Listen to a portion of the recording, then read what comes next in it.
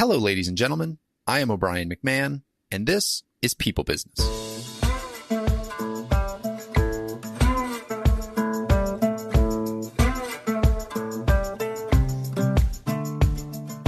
In this episode, I'm joined by Kassi Kincaid.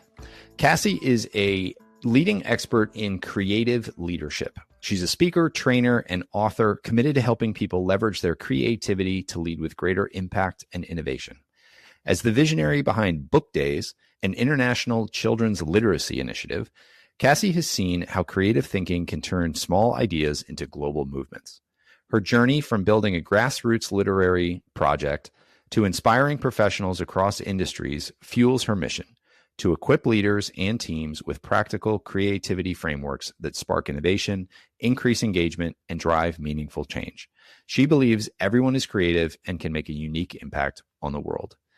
If you have listened to more than 2 episodes of this show, you know that I am a big believer in creativity in all shapes and sizes, and think that it is just such a valuable and critical skill to success in all aspects of life. Being able to, as Kassi says in here, look at a problem from a different angle or through a different lens, being able to combine things in unique ways. However we express our creativity, whether it's in arts or music, or whether it's in finance, really creativity is what drives a lot of meaning, drives innovation, and drives joy in our daily lives. And we talk about all of that in this conversation. It was really, really fun. I may have gotten a little carried away, but I hope you will too. I hope you will take this and apply it and push yourself to just be a little bit more creative in at least one area of life, if not all areas of life. Here is Kassi Kincaid. Kassi, welcome to the show. I am excited about this conversation today because we're going to be covering one of my favorite topics, creativity. And when you and your team had reached out to me, I was really intrigued. And then you told me your backstory and I was even more intrigued. So very excited to dive in today. Welcome. Thank you so much, O'Brien. It's so great to be here. I'm really excited to dive in deep on the world of creativity. So let's just start with your backstory, kind of start there on a lot of episodes. You wrote the book, The Edge of Creativity. What was the backstory? What was the origin story of that book? The origin story, I go back pretty much to my childhood, but my whole background of being a preschool administrator, unexpectedly starting a children's lit program for just our handful of kids, and how that grew to take on global impact. And so I start way back in the book and all kind of the milestones that led up to that, but really how I uncovered a framework to help other people unlock their creativity and use it for impact in both their personal and their professional lives. And so I would love you to go a little deeper, because I know you teased this with me, so I know the story, but I would love to just hear kind of your career journey and some of the aha moments that you had along the way. Absolutely. One of my earliest aha moment, this is one of my favorite stories of all time, was my first intro to business class. I went to school for business, and it was the very first day of the class. And so I walk in, but immediately I noticed 2 things were off. One was that the professor wasn't in the room. And 2, there was a coloring sheet with a box of crayons. And it was kind of like we walked into kindergarten and not into college. About after 5 awkward minutes. Oh, and let me preface, the professor was the dean of the College of Business himself. So somebody that would not be late, especially on a first day of school, right? And so we sit down, we all had name tags, and we just kind of sat there awkwardly. But then he comes in the room and instructs us to start coloring. And about 5 minutes later, he stops the classroom and says, I want everyone to stop and look around the room and see who colored outside the lines. And so that day really defined creativity for me for the rest of my future. You know, since then, it continues on as really being able to see the same picture in a different perspective. And that's how I define creativity. It's that simple. And the more that we can approach life with a creative perspective, the more we can add value and a new spark in our lives. So what is creativity? How do you define it? Yeah, creativity is simply seeing the same picture with a different perspective. That's simple. Okay. It's that simple. And we can go into this a little bit deeper. So that's the foundation, like that's the definition. But then how does that translate to the workplace, right? Because it's to know all kinds of knowledge, but if we can't apply it in our lives, and it's simply taking a have to into a want to. So for me in my life, at work, and we'll talk about this too, I'm sure, but as a preschool administrator, after a year, and I love my job, but I needed something more. I had somehow lost that spark in between just the daily grind. And so turning, what is something that I can do at work that I can turn, I have to go to work, but what is something that I want to? And then the literacy program turned it into, how do we turn kids into having to read into wanting to read? So it's just that switch in the reframe, routine tasks, things like that, that are just kind of numbing in a way. And how can we really find mission and purpose in those? So go back and tell a little bit more to the backstory then. I would love to hear how you got from a business class to preschool to then having the idea to launch a creativity business. So what were those couple steps? It is. So after that defining a class and intro to business, about 2 years later, I had to decide on a business internship. And I really didn't want it to be, I knew this was like a fork in the road for me. And of course, you had to do it to get the credits to graduate, right? But I didn't want it just to be a check on the journey of life, right? And so this whole time, the past 2 years, I was working for the College of Business. I had kind of a prestigious-ish job working for the College of Business and hosting the speakers. So everyone from like billionaire Drayton McLean to Secret Service agent to former White House people, like it was fun. And I got to be like the point of contact for all those speakers. And so I was wanting to go into corporate, just like corporate and like have fun business lunches. You know, it's not really exactly what you do in the corporate world, but to me, it just kind of seemed fun. I was, you know, doing all the schmoozing over here. And I was like, I don't know about that. I was starting to kind of have second thoughts. And I ended up doing my internship at Make-A-Wish Foundation. It was the exact opposite as a prestigious corporate business internship. It was unpaid. I had to 2 hours drive time just because of the traffic from North Austin to South Austin. But it was one of the most rewarding experiences, getting to turn my administration skills into value for these kids. And so whether I was going to do a Kroger run for the staff of like groceries or drawing for a wish kid or on the phone with an airline, everything was just so mission driven and something I really believed in.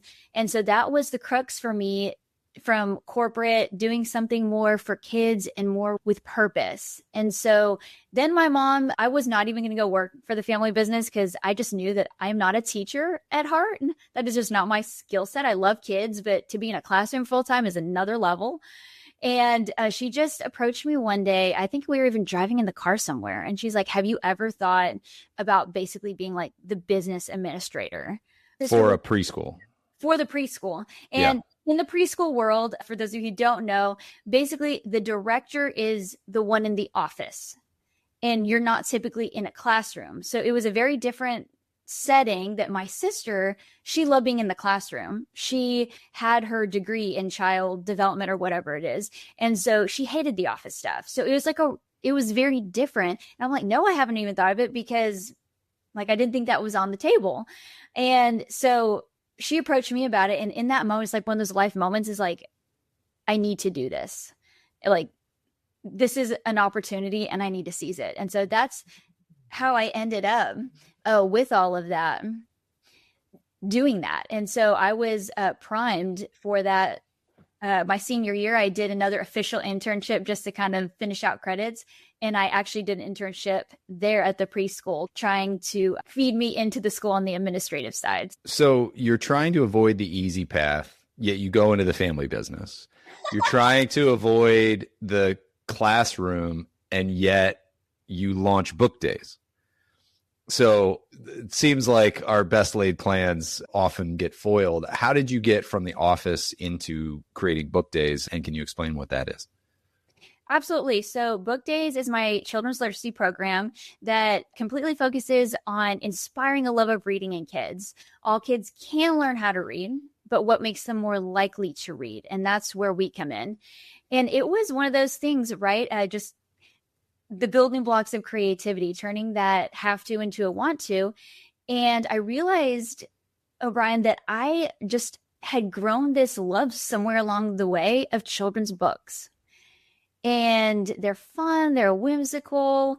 For those of you listening, like, I want you just to imagine your favorite children's book, whether it's one that was special to you as a kid, or maybe you read to your kids. And it's this link between people that is just really incredible. And so I realized, trying to look around, I have my job responsibilities. I have to do an administrator, right? Very paper oriented, very task oriented. I can't get around that. But I said, where do I have license? Where can I do something like this? And it was with the events. And so we had a different event every Friday for the kids, something just a little extra special. I'm like, okay, let's do something around a children's book. And my sister had kind of already been tinkering with this idea, so I really took it on. And my earliest inspiration, you'll love this, was obviously Pinterest. I love Pinterest, but the children's themed birthday parties. You've probably seen them, the 1-year-old like hungry caterpillar theme. Oh yeah, of course. Or the 2-year-old brown bear. And I thought, those are so fun. What if we took that concept and just kind of modified it to be educational? So it'd basically be like a book party, but the kids aren't even realizing that it's like educational, but it's super fun. And so I took the idea, we would do a dramatic reading, and I would craft themed activities around the book. So whether it was like farm theme or ocean theme or cookie theme, if you give a mouse a cookie. And I tinkered with the idea for a year. So all kinds of different variations. The teachers would read the book to their kids. I even acted out one of them, which wasn't my favorite, but I did it. I was in a cow costume for the kids. And so I kind of perfected it. And in September of 2018, my sister found this mascot company called Costume Specialists that had a whole wing of children's book mascot characters that they looked like they walked out of the book, O'Brien, like the mouse from If You Give a Mouse a Cookie, the Rainbow Fish by Marcus Feaster, Pete the Cat. And she said, what if we brought in one of these mascots? Because up to this point, we had just done like DIY, right? And I was like, yeah, that'd be a great idea. The kids will love it. And so that was when I call it Book Days 2.0 began. And it wasn't about 3 months later, we started doing one consistently every month. And I look back and I was like, I think I've really stumbled onto something. And that was an understatement. When you said you stumbled onto it, I'm curious, like, what were the reactions you were seeing from the kids that got you to be like, oh, this is changing their perspective on reading?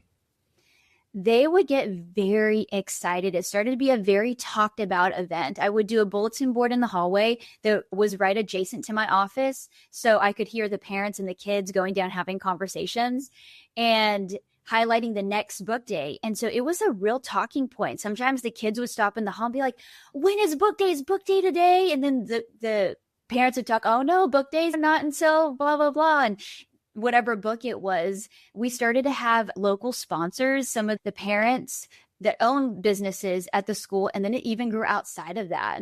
I even had one of the restaurants donate their menus that had like pancakes on them. So we could like line the hallway with the menus for If You Give a Pig a Pancake. It was just so fun. Like, it started to be a real talking point. We'd even go Facebook Live, and parents and grandparents would tune in from work just to watch the dramatic reading. And so it was things like that. Really, the culture of reading and fun and of creativity essentially just was catching fire. Yeah. So, okay. So a couple things to unpack from this whole story. I love it. As somebody who wrote a children's book, I love children's books myself. So that's one of the reasons that your story resonated with me so much. But for those who are sitting here listening, being like, this is a business podcast, why are we talking about children's book days? Can you talk a little bit about the statistics that you had shared with me in our prep call around creativity in kids versus creativity in adults? Absolutely. Yeah, it's a crazy statistic. NASA actually did the study in the 1960s. They polled over 1,000 kids, so between 3 and 5 years old, and they found that 98% of them were creative geniuses. And then they polled them again at 10, 15 years. So this was a longitudinal study, basically tracking them from children to adults. The same 1,000 people. Yes. I believe it was 1,600 kids. So it was a lot of kids. And by the time they reached adulthood, they found that only 2% of the same individuals were creative geniuses. Self-identified. According to the tests, yes. Whatever. Oh, okay. How they tested them, because they tested them at 10 years old, 15 years old, and then at adulthood. And so, as just talking about creativity, I feel like a lot of people don't think that they're creative. And especially if you're not in the artist, musician, or educator world, that people just categorize themselves. I'm not creative. And so it just really even shuts off the conversation. And this statistic just proves that everyone has it in them. It's just getting back to that creativity, and even I call it the edge of creativity. And what I talk about so often in organizations, it's that edge in business and in life. Yeah. So that statistic is not only scary, like more than being like a scary statistic, I think it's just sad. I think it's so sad to think that in our childhood, 98% of us view ourselves as creative. And by the time we hit adulthood, only 2% of us think that we are creative. I've heard other studies that have been done around motivation. So there's intrinsic motivation and there's extrinsic motivation. Extrinsic motivation is being motivated by things that are external to you, money, rewards, those kinds of recognition, status. Intrinsic motivation being just this flame within you to motivate you to go do something. That's self-directed motivation. I have heard the studies, I may have even referred to it on here before, where they paid certain kids to read books, and then other groups did more what you're talking about, like creative things, just to sort of inspire them to read books. And what those studies found over and over again was that you could pay kids to read books and they would read a lot of books. But then as soon as you stopped paying them, they didn't just go back to a baseline reading level. They'd actually went down to almost zero. Like they just stopped reading books when the rewards weren't there. And I think about that. I have 2 young kids, and I think about that now that we're getting into school age, and you hear of parents paying kids for grades or giving some kind of recognition for grades or for reading books in the summer, or those types of things. And as somebody who loves to read, as somebody who loves to be creative in lots of different ways, the thought that I could accidentally stifle that in my own kids is scary. And so I think these two things are kind of tied together. Like I hear what you are doing as a great example of not only being creative yourself, using your own creativity to solve, like you said, look at problems in a different way. How do we create these events? How do we get kids to read? Let's solve that problem a different way than just having them pick a book and reading it. But I also see it through the motivation lens as a great way to inspire others, to inspire that flame within them, that motivation within them in a really meaningful way. And so I guess just to say all that and then ask you, like, how do you react to that? And how do you think about intrinsic versus extrinsic motivation when it comes to creativity and the work that you've done?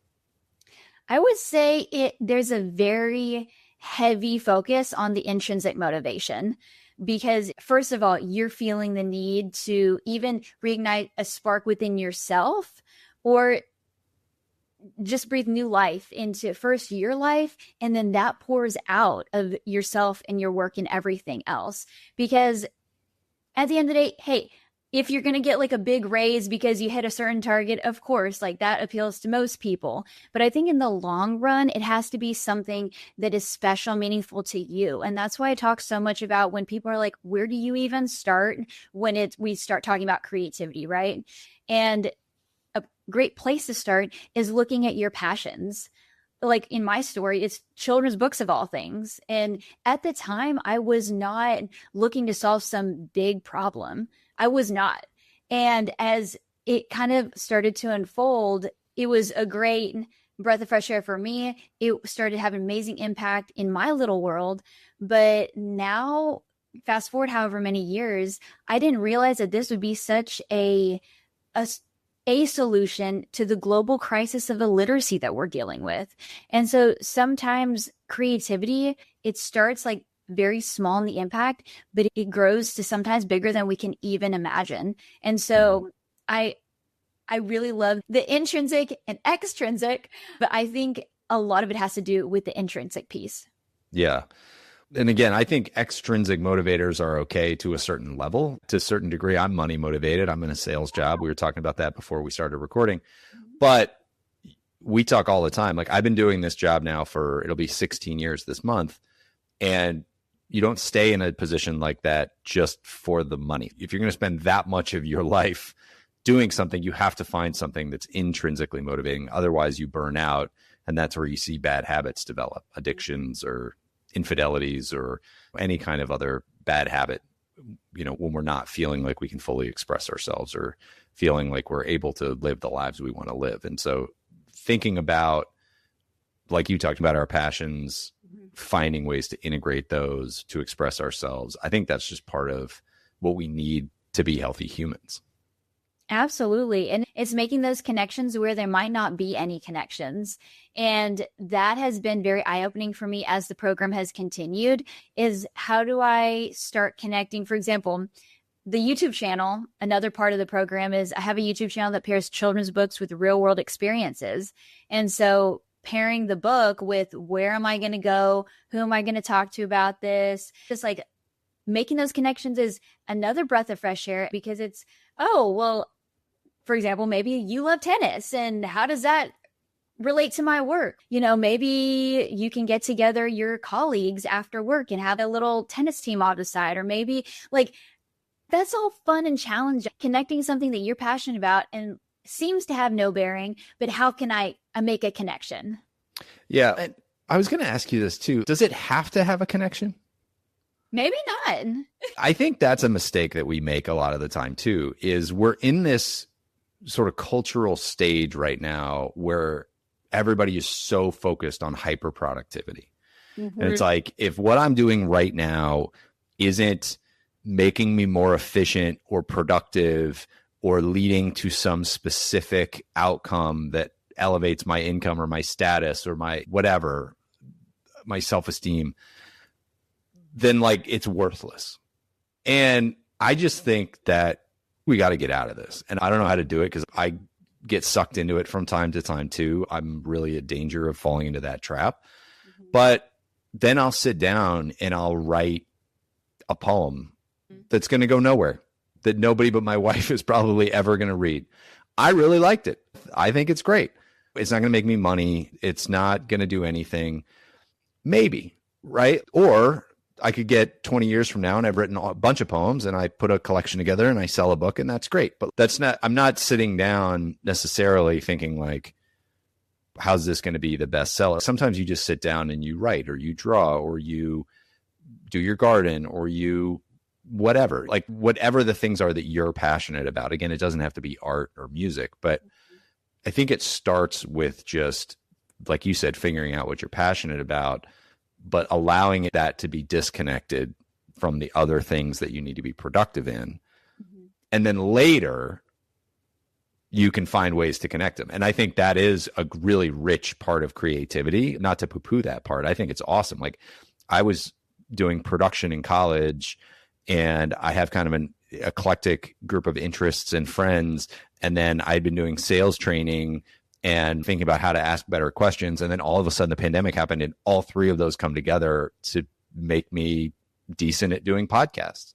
Yeah. And I would never have expected that. And I was not doing those things in order to one day have a podcast, but it panned out. But there are plenty of other things that I've done that have never panned out. And so I know this is a long tirade and you're supposed to be the one talking about creativity, but no, you're doing great. You're doing great. I just like this one kind of rubs me because I just believe so passionately in what you said originally around just find things that you're passionate about and let go of the expectations. Absolutely. And I love that you hit on that because I know we are talking business today, right? But there is a place, and part of my framework and what I talk about is there is a place for rest. And I love how you said it so concisely, is that we do live in a culture where it feels like every second of every day, if you're not doing something that moves you forward, to making you better, to grow, and it's like, where is that time to just stop and disconnect, spend the time with your family? And, I even wrote for one of my newsletters, I'm like, okay, like just be present, like unplug. And I was even thinking about that as I was at the pool with my family and looking over the other families that are out there, and nobody's on their phones. They're just literally in the moment. And it was beautiful. And that was not going to move the needle of my life as far as professionally, like going to the pool with the family, but it's those life moments you have to disconnect. And I learned that in a huge way when both of my grandmas passed away within 2 months of each other. And after losing my closest one, I could not work, O'Brien, for like 3 weeks. It was just everything that I had to like get past the memorial. I was really sick at the time, and just everything all kind of balled up at one time. And so I had to take that moment, like that period of just my mind had to rest, my body had to rest, everything had to rest. And I have always kind of been like to self-care. Just like, I'll maybe watch one movie like on a Sunday afternoon, like let's get back at it, right? And I took a different look to that. Like you have to treat yourself because you're it, like your body, your mind, everything is everything for your personal and your professional life. So if that's failing in any way, you can't move forward in any way. And so I love that. It's for both sectors, like loving something in your personal life, and maybe that does translate to your professional life. Maybe it doesn't, but it helps either way. Let's talk about recovery a little bit more, because I think that is such an important topic. And I work with a coach who's been on the show, Rachel Hansen. And one of the things that she and I work on a lot for me is remembering to hit the brakes, remembering to step off the treadmill for a period of time and really allow myself to recover. I have a tendency to just like run myself until the wheels fall off. And then it's like, oh yeah, that's right. Let's recover now. And then I have to really slow down for a period of time and then come back to it. What have you learned about creativity and just performance in general when it comes to the need for rest and how rest integrates into creativity, that kind of a thing? Yeah, rest is an essential piece to it, and it comes after the grind. So there's a framework that I've uncovered through this whole process, and I call it the EDGE framework. So E is for explore the possibilities. That's just where you're gathering a bunch of ideas, brainstorming, all that good stuff. D is drive with grit. G is ground and rest and reflection. And then you're back to E is evaluating everything. And so the G part, grounding and rest and reflection, is so essential because it's like you said, you're grinding, you got an idea, you're running with it, go, go, go, seeing all the possibilities. And you have to take that not only resting time to not expect yourself to be in that performance mode, but then reflecting on it, like being grateful for the journey, for where you started. I like to talk about the analogy of climbing a mountain. You get halfway up and you're like, oh my word, the peak is so far away, seems like it. But then you look back down, you're like, oh my word, I've come a really far way. And like it's far down to where we started. And so creativity is like that. You have to rest. And I have been in seasons to where I have felt so creatively dry. And I just kind of have to let myself sit there. It's like, it's okay. I'll get the inspiration somewhere along the way. And it always ends up picking back up in sometimes like the most unexpected places. Yeah. But yeah, I would say the unplugging part is vital. I'm even kind of in the process of like setting boundaries of like morning or evening because, I work for myself. So I would just roll into every evening, like picking back up work after dinner. And it's like, there are other things you could be doing, reading, or I've started actually picking up a new hobby this year is calligraphy. So Yeah, just kind of something different. I love writing letters to people. And so I was like, oh, that could be something fun that I can use for both my personal and professional lives. Yeah, I love that. So two things that makes me think of. One, similar experience coming out of COVID. Like when we got out of COVID, I was like, great, now we can go run again. Mhm. And I found that I just lacked all kinds of motivation. I'm somebody who naturally I love reading. I love listening to podcasts. I voraciously consume content. I'm always thinking about ways to apply it. And like that switch was turned off coming out of the pandemic. And what I found is I had the realization that I was burned out, and I just let myself sleep more. And I didn't do as many morning workouts like I would normally do. I let myself catch up on some extra sleep. I really focused on the recovery side of it, a lot around sleep, and not being productive when I didn't have to be outside of work hours. And what I found is that it took 3 months, but all of a sudden I don't remember what it was, but I remember being like, oh, it'd be a fun project. And I was like, oh, okay, there it is. It's coming back. But I was like, it's not fully there, but okay, we're heading in the right direction. And it was probably after 4 months, another full month, where I was like, I couldn't stop myself. I was like, all right, let's go. And I was like, all right, now I'm back. Now I can go do what I need to do. But it was a great lesson that burnout is real. And not only does it just make you tired, but it actually can zap the performance part of you too. Mm-hmm. Yeah, creativity isn't about removing the challenge. It's giving us back a reason and a want to remind us of why we started in the first place. Yeah. The other thing I thought about too, so as I've said on here ad nauseum, I like to write. There's a great book on writing. It's also, half of it's just a really good autobiography on Stephen King called On Writing. Uh-huh. And his life is fascinating, but he talks about in there how he will write a novel and then he'll put it away for at least a month, and he'll go write other stuff and do other things and try to get his head as much out of the world of the novel as possible, because without that, then he can't be critical about the work that he's done when he comes back to it. He needs to be able to come back to it and see it with as fresh eyes as possible. And I think that's a good lesson. I heard that a little bit in what you were saying before. I think that's a good lesson for our work too. It's like the reason you don't send an email angry, right? You have to like go away, let it go overnight, and come back and be like, you know what? This isn't what I wanted to say. And I think for major projects, major deliverables, when we're making big decisions, being able to pause, do all the work, like you said, walk through the first E and D, get all the information, drive, grind, grit, pause, take a second, take a breath, and then come back to it with a fresh set of eyes. I think that drives even better performance too. I love that you mentioned that, because a lot of the time, and I talk with organizations and people a lot when we're getting in the thick of it, is like there's the realist and there's the optimist. And you have to know which one you are and which one your peers are, right? Yep. Because in the initial idea stage, it's not good to kill ideas. Like you said of that writer, like you put it away, you're not in the judging, the critical aspect of it. And the realist, I'm a realist, that as soon as an idea drops, I immediately think of 4 reasons why that's not a good idea. Mm-hmm. And me and my sister had this hilarious demographic when we worked together at the preschool. She was the big idea man. And she was like always looking how to do things better. And like, oh, let's do this. Or sometimes they're just brand new events. Oh, let's do this and let's do that. And I'm back there thinking, I don't think we have a lot of budget for that. I don't think we have a lot of extra manpower for that. How is this going to go down? Like all the things. And she's like, you're no fun. And it's like, okay.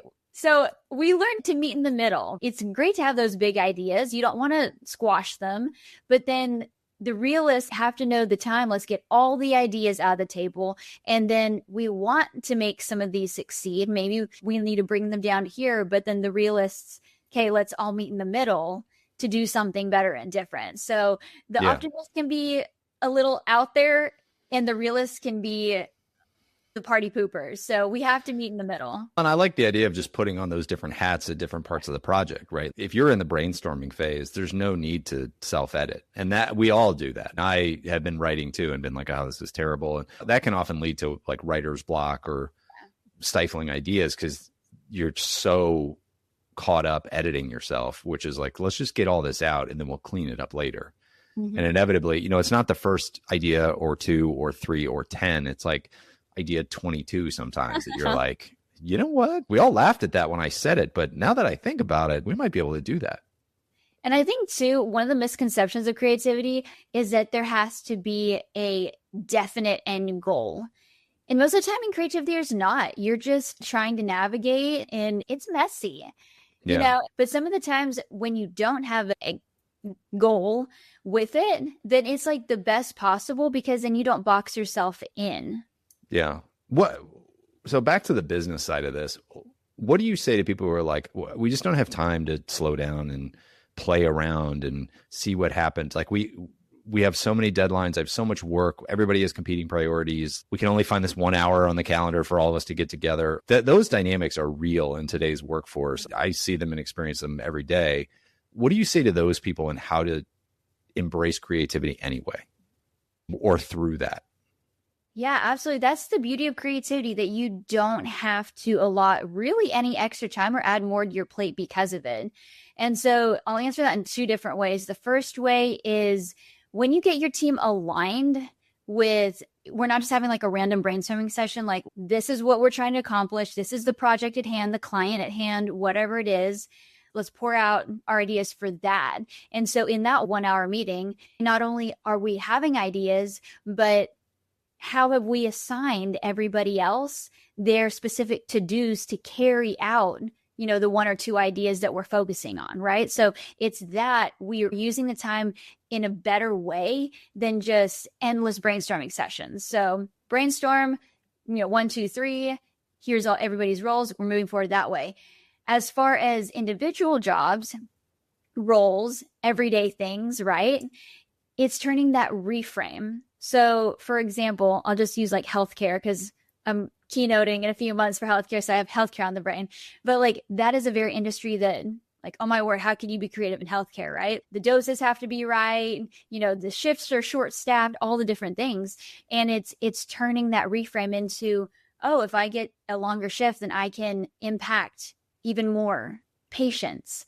Or turning the little things into the break room into a fun atmosphere of Taco Tuesday, or even having a word cloud to people writing in their word clouds, and the little tweaks. And that's what I call the creative brain. And it is, imagine a brain in the middle. So it's your job details. You have to fulfill your job requirements, right? There's no way to get around that. But then the dome, like the light bulb on top of it, is how you can facilitate your job. Just like in my case, I had to do all the things an administrator has to do, but where did I have license? Where did I have credibility? And it's as simple as those tiny tweaks of Taco Tuesday, or the little, like the special traditions within your team that are only special to you and the really close peers that you work with. Because some organizations, they're massive, right? And you have thousands sometimes of people. So there's no way you can like rally everyone together and have a big, like, you know, powwow. So it's the little things. Being more aligned is one. And then what is something in the everyday that you can tweak to just make more fun? Because statistically, when things are fun, they're more memorable, people are more engaged, and you don't have to, there's a song that Amy Grant sings is like, it takes a little time to turn the Titanic around, and it's not as complicated as that. It's just those tiny minor tweaks that just make it fun and enjoyable. Yeah. So one of my favorite topics that we've covered on this show, we've covered it a couple times, is experience design. And I spoke about this at a conference a month or 2 ago, where I was saying a lot of the same things you're saying, is like, you don't have to overhaul things completely. You just have to make little adjustments that enhance the experience for you and or the people who are having that experience. And if we think about work is just a series of experiences that we are having. Even if we have to sit there and do really mundane tasks, like that's an experience. We are passing time doing a thing, engaged with each other or a computer or something, like we're having that experience. We just had somebody come and speak to us who runs a sales outsourcing company. Mm-hmm. And they have gamified cold calling and cold outreach. And I have not done this personally, but a partner of mine actually went and toured their office and was like, this place rules. Like, it is all people doing all of the crummy sales work that none of us want to do. Yeah. But they are having a blast, and there are bells ringing, and they're all in costumes. And like, the teams that win, they do a daily competition, and the teams that win get prizes. And they're just like, yeah, there's some extrinsic motivations, but they've just found this way to make it fun and make the experience of doing these monotonous things where these people face rejection and all these negative emotions all the time. They found a way to like lighten it and create this experience that everybody enjoys. And I think we can do that with all the other tasks too. And it's like, man, how much better would work be if we used a little creativity on the mundanity, if that's even a word, of work, just to brighten everything up just a little bit. And if we just kept making those tweaks to make things a little bit more fun, we'd all have a lot more fun. I love that. Oh my word. I love hearing examples like that. Like you said, it's not like earth shattering. It's as simple as, oh, I have to make the cold call. If I get on the phone with the person, maybe I can ask them what like their favorite pet is, or something that's just. Yeah. Bringing your, like, a real part of yourself into it. Yeah. Or what's my client's favorite coffee? Let me get a coffee for them. How can you make things better? And how can you make things fun? And I think it really boils down to those two things. Yeah. You mentioned that this doesn't take more time. I think it does take a little bit of extra time, but I think that time is so worth it. This is a weird place to learn this lesson, but I'm reading a fantasy novel right now by Brandon Sanderson, who's a fantasy novels. He's prolific. He wrote the Mistborn series and many novels. He actually has the largest GoFundMe ever. He sold a 4-book package that would come out with swag over the course of a year, and they made $41 million. So very prolific guy. But I'm reading this fantasy novel, and it's this kind of fun, wacky Princess Bride type story. Anyway, there's a line in there where it talks about people who do mundane tasks often have the most time to think. And so you might think that somebody doing a mundane task is not very intelligent, but they actually have the ability to use their brain much more. Whereas people who have jobs where they are taxing their brain all the time actually have no time to think for themselves. Yeah. Which I read it and I was like, God, that slapped me across the face. And I just think some of this stuff, the ability to apply this creativity, the ability to do what you said earlier in the conversation, where it's like, how do you integrate things that are authentic to yourself into the work you're doing? We can all find ways to do that. It just takes work. It just takes time to sit and think and brainstorm and like use and flex that creative muscle. But if we just take a couple minutes every day, I would think we could do it. Let me ask you that as a question. What does it take to build this muscle up? What does it take to strengthen this back up if we've let it atrophy? Honestly, just reps. I think that's with everything. I know that sounds so like cliche, but it's the same as if you want to get good in interviews, then just see how many interviews you can get. Anything in life is about reps. You just get better. And so the more reps that you can get and just say, okay, challenge yourself, think of maybe even one thing a day. What is one thing I don't like doing, whether it's house cleaning or mowing or whatever it is in your personal or your professional life, cold calling, if you're in sales and you're like, oh, that one thing that just banes your career. How can I do it either better or how can I make it fun? Yeah. And this is, I have to share this story because in my personal life, talking about house cleaning. So it is not my favorite thing to do. I know I could hire it out. I don't. But I'm like, okay, what is one thing that I could make it like fun or more enjoyable? I get the biggest kick. This is so funny. Out of lighting a candle. And my mom calls it candles and cleaning. I don't really use candles. I'm not like a candle person. So there's just something about like a pumpkin spice candle, like a nice smelling candle. And I think it's like elegant or like up levels the environment, right? I literally light a candle in the area that I'm working in and I laugh at it, but it's kind of like my special thing now. Like, oh, it's cleaning day, so I'm going to light a candle. It can be that simple. Like you do not have to spend a lot of extra time. It's I had a friend. Funny example. So I have a friend who was going through IVF, and she and her husband put together a playlist of songs that had shots in them. Shots, shots, shots, shots, shots, shots. Like that was one of them. And they would play the playlist every night when she had to take, her hormone injections, which was not something that she particularly enjoyed. And so her husband would, whenever it was time, he would flick on, the soundtrack that they put together and come out with a syringe, and they would like dance or whatever. And then she would pull her shirt up and he would inject her in the stomach, and, off they would go. And they really found a way to make it a lot of fun. I love that. I'm going to make this comment, and I'm going to need to preface this because it's going to come out sounding bad, but I think, let me unpack it for a second. Sure, go for it. When you say something like, oh my God, I love this, I like candles, right? To somebody, that might be nothing. Right. But to you, that's so incredible. And what I have experienced in my life is I am somebody who gets excited about things. And they are often things that other people are not excited about. Yeah. And I have been referred to as a nerd, as a dork, as a loser. Like I have been referred to as those things, maybe not loser as much, but nerd and dork for sure. And I've come to this belief that those words typically describe people who are overly excited about things outside the norm of things that people are overly excited about. Sure. And so somebody might hear that, or somebody might think about your candle example and be like, I couldn't do that. I'd be such a dork to do that.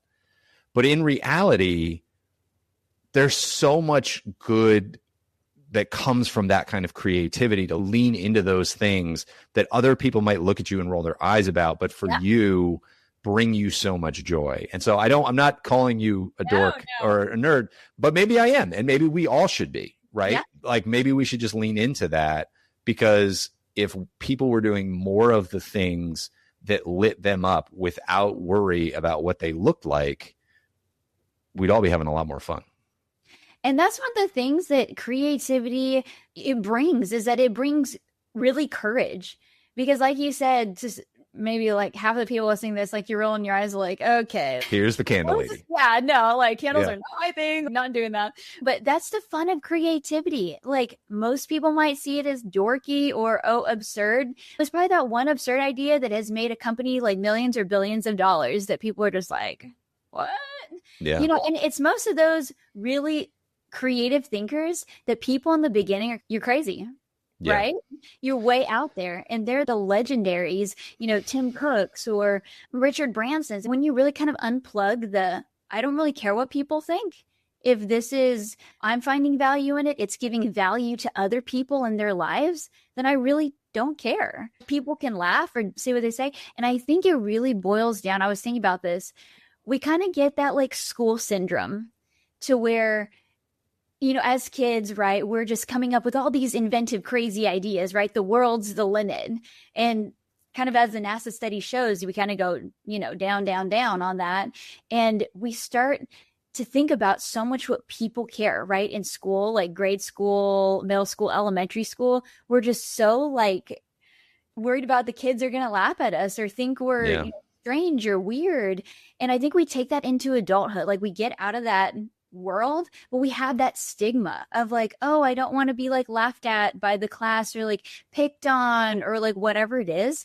And when we think about like, I'm an adult. What the world? I left that stage a long time ago, but somehow I think we kind of still take those pieces. So you do have to have courage, whether it's in the boardroom, at your work, or even in your personal lives. It's like, what are you doing? Cleaning with candles. You just have to, it does take a little bit of an audacious spirit, but it can be so rewarding, not only for yourself, but to those around you. So what advice do you have for people to start doing that? Like, how would you encourage somebody, or how would you help guide somebody to start taking those steps and building that perseverance? Absolutely. So the first steps I would tell anybody is I would say, write down a list of maybe your top 3 passions, or even just brainstorm your passions, put on a timer for 2 minutes, brainstorm things you don't like doing, whether it's in your professional or your personal life. And then just maybe for another 3 minutes, write down ways that you think would be fun to either incorporate some of those things, or just aside from your passions, how could those things be fun? And literally, I tell people, I think the hardest step is just the first step. Yep. Because there's that voice, right? Stephen Pressfield calls it the resistance with a capital R that lives in all of us. And it's like, there's that voice where you're like, no, I can't. I'd be laughed at. That's dumb. Everybody has that voice. And you just have to get better at overcoming that voice. Mm-hmm.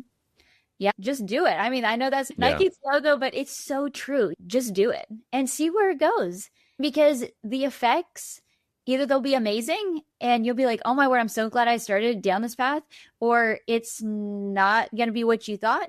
And the great thing about creativity is there's always many more ideas to pursue. So you can't really fail either way. Yeah, because again, you don't have to attach a success metric to it. Absolutely not. Especially in the beginning. I heard this the other day and I worked on it. I kind of like riffed on it with my coach a little bit, but I heard a psychologist on a podcast talking about how we all have a wounded child inside that we are trying to protect, right? And that happens somewhere in middle school age, right? There are the things that make us distinct that get called out, and we try to protect that person, that little person.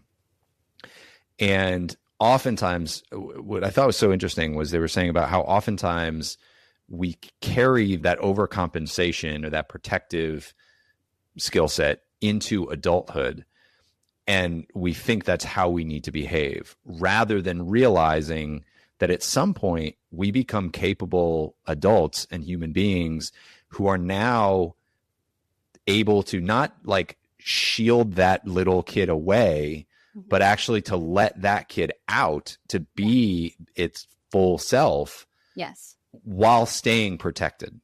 And I thought, I don't know if that, it hit me really profoundly, because I was like, oh, I don't have to guard and hide that part of myself. Yeah. I can guard that part of myself while letting it shine. And I just think if more people realized as adults, it just stopped and said, you know, what is that injured part of myself? What am I protecting when, like, where am I keeping my own wings clipped a little bit? Yeah. And what have I learned where I could allow that out and still feel safe? Absolutely. And really the first step in all of this is reconnecting with your inner child. Yeah. And that's what I tell people. It goes back to the passions. It goes back to everything else. You have to reconnect with your inner child.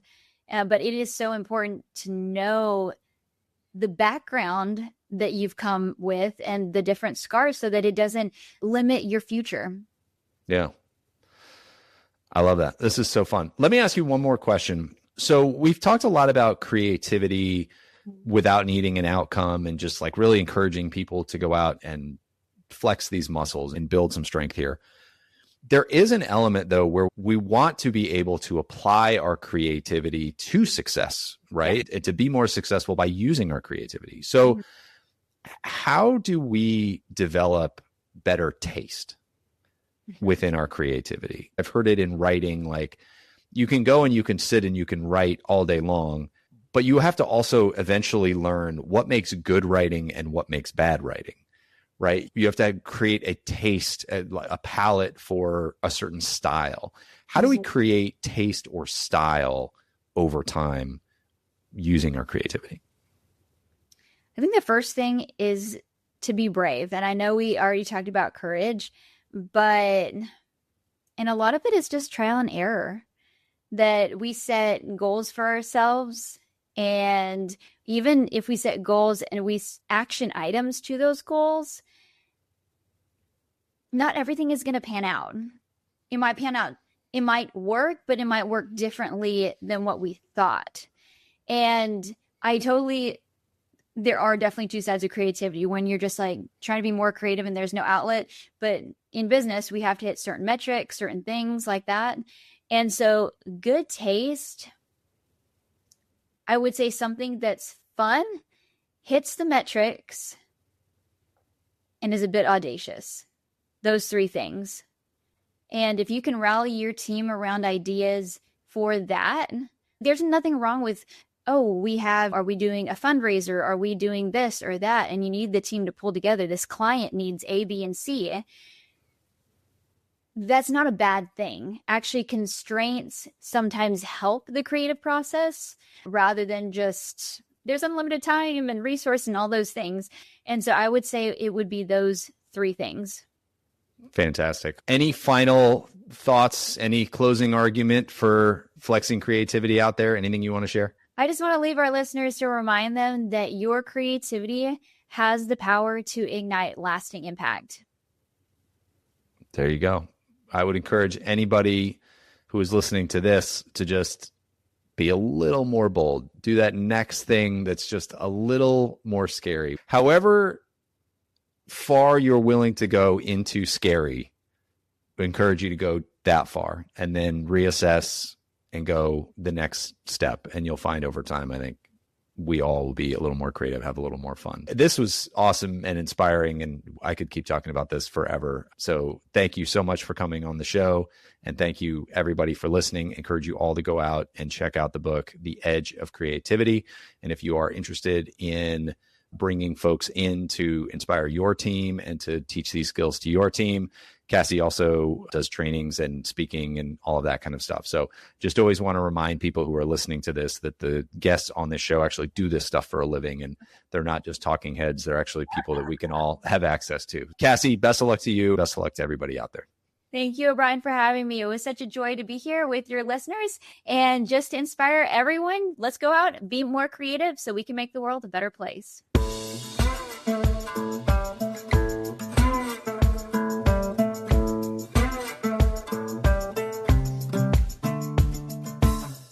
Hey folks, one last thing before you go. If you enjoyed the episode, make sure to hit subscribe so you can stay up to date with future guests. That's it. Thanks for coming. Go make the most of your business and the people in it.